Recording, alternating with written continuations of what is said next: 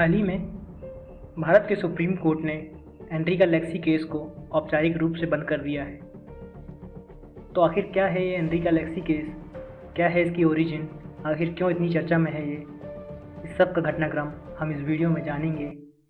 मैं हूं साकेत राज साहू और स्वागत करता हूं आप सभी का नॉलेज अनलिमिटेड में।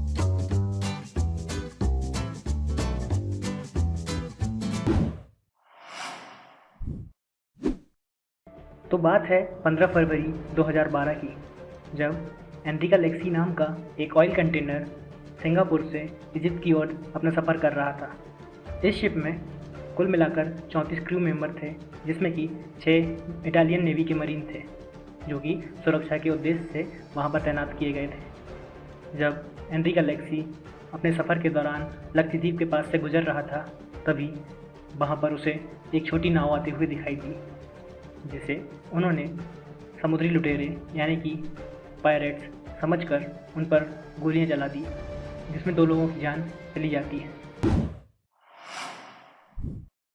असल में उस नाव का नाम था सेंट एंटोनी, जो कि भारतीय मछुआरों की एक नाव थी, जिसके कैप्टन बताते हैं वो अपनी मछलियां पकड़कर वापस आ रहे थे। उसी बीच उनका सामना एनरिका लेक्सी से हो जाता है और बिना किसी वार्निंग दिए एनरिका लेक्सी के मरीन्स ने उन पर गोलियां दाग दी और करीब 2 मिनट तक बिना रुके फायरिंग करने के बाद उन्होंने ये फायरिंग रोकी। समय था शाम के 4 बजे। इस फायरिंग के दौरान उस बोट में मौजूद 2 मछुआरे, जो कि भारत के नागरिक थे, उनकी मृत्यु हो जाती है। ये घटना भारत के केरल के तट से करीब 20.5 नॉटिकल माइल्स की दूरी पर हुई थी, जो कि भारत का कंटिग्यूअस जोन कहलाता है। इस घटना के बाद वहाँ पर इंडियन कोस्ट गार्ड आ जाते हैं और एनरिका लेक्सी को इंटरसेप्ट कर कोची, जो कि केरल का एक शहर है, उसके तट पर ले जा लेते हैं। वहाँ पर वो इटालियन मरीन्स को अपनी गिरफ्त में लेते हैं और उन पर इंडियन पीनल कोड आईपीसी की धारा 302 के तहत मर्डर का चार्ज फाइल कर देते हैं और उन्हें रिमांड में ले लिया जाता है। और इसकी प्रोसीडिंग्स केरल हाई कोर्ट में शुरू हो जाती हैं। लेकिन इस बात का पता लगते ही इटली के तत्कालीन फॉरेन मिनिस्टर गिलियो तेरजी इस बात का सख्त विरोध करते हैं और इंडियन कोस्ट गार्ड के द्वारा एनरिका लेक्सी को अपने साथ भारत के तट तक ले जाने को एक मिसकंडक्ट बताते हैं भारतीय गार्ड्स के द्वारा, और कहते हैं कि ये कानून के सख्त खिलाफ है, क्योंकि जिस जगह पर यह घटना हुई है वहाँ इंडिया का ज्यूरिडिक्शन नहीं आता। लेकिन 30 मार्च 2013 को सलमान खुर्शीद, जो कि इंडिया के तत्कालीन फॉरेन मिनिस्टर थे, उन्होंने इस बात को साफ रिजेक्ट कर दिया और कहा कि ये सब सारी चीज़ें कानून के मुताबिक ही हो रही हैं। केरल हाई कोर्ट में जो प्रोसीडिंग चल रही थी, तो इटली ने इस बात का भी साफ विरोध किया और कहा कि ऐसा होना साफ गलत है, और इस बात को लेकर वो सुप्रीम कोर्ट तक गए। सुप्रीम कोर्ट ने इस बात को माना कि हाँ, ये केस केरल हाई कोर्ट के अंडर नहीं आता, लेकिन इस केस को सुप्रीम कोर्ट में चलाया जाएगा। इस बात से भी इटली को ज़्यादा खुशी नहीं मिलती। इस प्रोसीडिंग्स के दौरान दोनों मरीन्स को जुडिशियल कस्टडी में रख दिया जाता है। हालांकि स्पेशल केस होने के कारण उन्हें जेल में नहीं भेजा जाता है, बट उन्हें इटली की एम्बेसी में नज़रबंद करके रख दिया जाता है।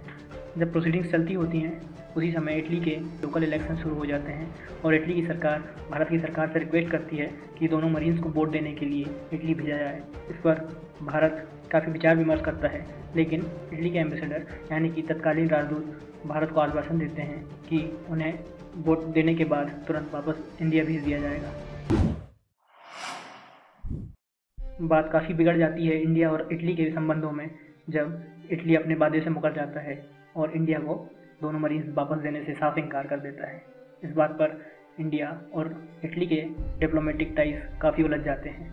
काफ़ी प्रेशर बनाने के बाद भी इटली जब नहीं मानता है, तब इंडिया इटली के राजदूत को समन भेजता है और उन्हें साफ कर देता है कि आपकी गारंटी पर हमने उन्हें वापस भेजा था, लेकिन अगर वो नहीं आते हैं तो आपके ऊपर फ्रॉड का केस यहाँ पर चलाया जा सकता है, क्योंकि इस बात की इम्यूनिटी किसी भी राजदूत को नहीं दी जाती। काफ़ी ज़्यादा प्रेशर बनाने के बाद इटली दोनों मरीन्स को वापस इंडिया को सौंप देता है। इसके बाद NIA यानी कि national investigation agency of India case की इन्वेस्टिगेशन स्टार्ट कर देता है और 1998 में हुए convention for the suppression of unlawful acts against the safety of maritime navigation, in short HUA, के तहत उन पर चार्जेस लगाए जाते हैं। ये कन्वेंशन इसलिए लागू किया गया था कि इंटरनेशनल टेररिज्म को रोका जा सके। इस बात पर इटली कड़ी आपत्ति जताता है और कहता है कि जो भी चार्जेस लगाए गए हैं ये बिल्कुल ही गलत हैं, क्योंकि जो मरीन्स हैं वो अपने देश के लिए काम कर रहे थे, ना कि कोई टेररिस्ट एक्टिविटी कर रहे थे। ये इस बात पर जवाब देता है कि जो भी मरीन्स ने काम किया है वो तो एक वॉर क्राइम की श्रेणी में आता है, जो कि जेनेवा कन्वेंशन का एक उल्लंघन है। बट हमने जो मर्डर के चार्जेस लगाए हैं वो तो काफ़ी कम है। फिर भी इंडिया और इटली के संबंध को बिगड़ते हुए देख इंडिया उन चार्जेस को हटा लेता है और साथ ही मर्डर के चार्जेस भी रिमूव कर देता है, सिर्फ वायलेंस के चार्जेस लगाता है, क्योंकि अगर दोनों मरीन्स कन्विक्ट हो जाते हैं भविष्य में तो उन पर डेथ पेनल्टी ना दी जा सके। बट इटली इस बात से भी संतुष्ट नहीं था और इसी बीच इटली के नागरिक काफ़ी ज़्यादा प्रदर्शन शुरू कर देते हैं इस बात के खिलाफ कि उनके देश के नागरिक किसी और देश में जाकर सजा भुगत रहे हैं, जिसके कारण वहाँ की सरकार को काफ़ी ज़्यादा प्रेशर झेलना पड़ता है और इसी बीच वहाँ के तत्कालीन फॉरेन मिनिस्टर को भी अपना इस्तीफा देना पड़ता है। इटली के नागरिकों का काफ़ी विरोध देखने के बाद इटली की सरकार यूरोपियन यूनियन के पास मदद मांगने जाती है। यूरोपियन यूनियन यानी EU अपनी पार्लियामेंट में एक रेजोल्यूशन पास करती है जिसमें कहा जाता है कि भारत में जो मरीन्स रह रहे हैं उनका ह्यूमन राइट वायलेशन किया गया है। जनवरी 2016 में ये रेजोल्यूशन पास कर दिया जाता है। इसी बीच दोनों मरीन्स में से एक लोटोरे को हार्ट की प्रॉब्लम होने के कारण इटली वापस भेज दिया जाता है उनकी मेडिकल कंडीशन के सुधार के लिए। 26 जून 2015 को इटली UN क्लॉज यानी कि United Nation Convention on Law of the Sea की ओर रुख करता है अपनी इस बात को लेकर, और UN क्लॉज सारे केस को इंटरनेशनल ट्राइब्यूनल और लॉ ऑफ द सी, जो कि UN क्लॉज का ही एक हिस्सा है, हैम्बर्ग जर्मनी में स्थित, वहाँ पर भेज देता है। तो IT क्लॉज यानी कि इंटरनेशनल ट्राइब्यूनल और लॉ ऑफ द सी में इटली ये मांग रखता है कि जो भी मरीन्स हैं उन्हें इंडिया से फ्री कर दिया जाए और उनकी प्रोसीडिंग्स के दौरान उन मरीन्स को इटली में रहने की इजाज़त दी जाए। लगभग 2 महीने के बाद 24 अगस्त 2015 को इटलॉस 15-6 की मेजॉरिटी से एक नोटिस इशू करता है कि जो भी प्रोसीडिंग्स चल रही है इंडिया और इटली में, इन दोनों के खिलाफ उसे अभी फ़िलहाल के लिए सस्पेंड कर दिया जाए और जो मरीन्स हैं इंडिया में रह रहे हैं उन्हें इटली वापस भेज दिया जाए। इसके बाद जब ये केस नहीं सुलझता है तो इटलॉस इसे PCA यानी परमानेंट कोर्ट ऑफ आर्बिट्रेशन के पास भेज देता है। PCA 2 जुलाई 2020 लगभग 5 साल के इंतज़ार के बाद ये रूलिंग देता है कि मरीन्स को इस बात से इम्यूनिटी मिलनी चाहिए कि अगर वो अपने देश के लिए काम कर रहे हैं तो उस समय उन पर मर्डर के चार्जेस नहीं लगाए जा सकते, जो कि इंडिया के लिए काफ़ी बड़ा झटका था। लेकिन साथ ही PCA ने कहा कि इंडिया कंपनसेशन का हकदार है, जो कि इटली को उसे देना चाहिए, और इटली ने भी इस बात से सहमति जताई कि कंपनसेशन देने के लिए वो तैयार है।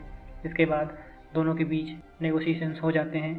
तब इटली 10 करोड़ रुपए का कंपनसेशन देने के लिए इंडिया को तैयार हो जाता है, जिसमें कि 4-4 करोड़ दोनों मछुआरों की फैमिलीज़ को दिए जाएंगे और 2 करोड़ उस बोट के मालिक को भी दिए जाएंगे जिसमें ये सारी घटना हुई थी, क्योंकि जितना भी उनका इमोशनल, फिजिकल, मेंटल जो भी लॉस हुए हैं उनकी भरपाई करने के लिए था।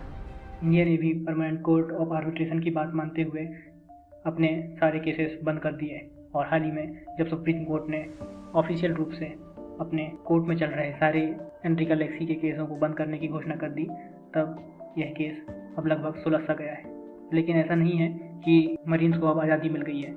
PCA ने यह भी कहा कि मरीन्स का केस अब इटली में चलाया जाएगा, यानी कि जो भी उनके ऊपर इल्ज़ाम लगे हैं उनका फैसला इटली का कोर्ट करेगा। तो दोस्तों, ये थी कहानी एनरिका लेक्सी केस की। आपका क्या मानना है कि इंडिया को परमानेंट कोर्ट ऑफ आर्बिट्रेशन की बात माननी चाहिए थी या नहीं? आप बताइएगा अपने सुझाव कमेंट सेक्शन बॉक्स में, और subscribe my channel and like this video if you really like it.